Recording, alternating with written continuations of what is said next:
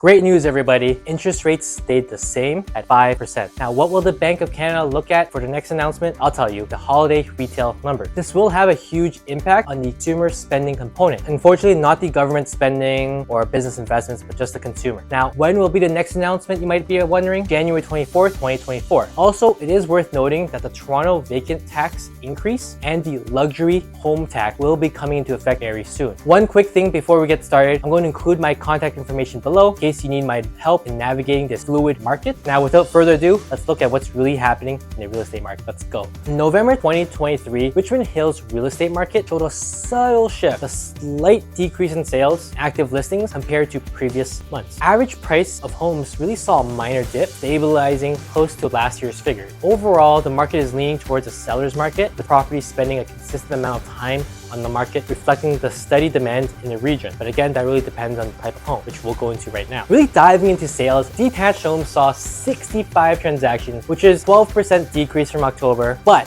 it is a 10% increase from last November. So semi-detached homes experienced a remarkable 50% increase in sales from October and an 80% surge from last November. Townhouses witnessed a 15% decline from October, translating to an 18% decrease from the previous year. And condo townhouses reported only 5 sales, 29% drop from October, and really a stark 72% drop from last November. Condo apartments though rounded off with 35 sales, 13% decrease from October, but really a notable 9% increase from last November. In active listings, detached homes offered 264 options, down by 18% from October and up 48% from last year. Semi-detached homes displayed 19 listings, 34% decrease from October, but a 46% up year over year. Townhouses showed 67 different options, down 19% from October, but it is up 76% from last year. Now, condo townhouses though had really 30 listings, and that was about 1/3 less from October, and condo apartments presented 155 lists, still down again from October, but up 23% year over year. Now, when we're examining average prices, detached homes stood at 1.81 million, slight 2% decrease from October, and nearly unchanged from last November's 1.84 million. Semi-detached homes reached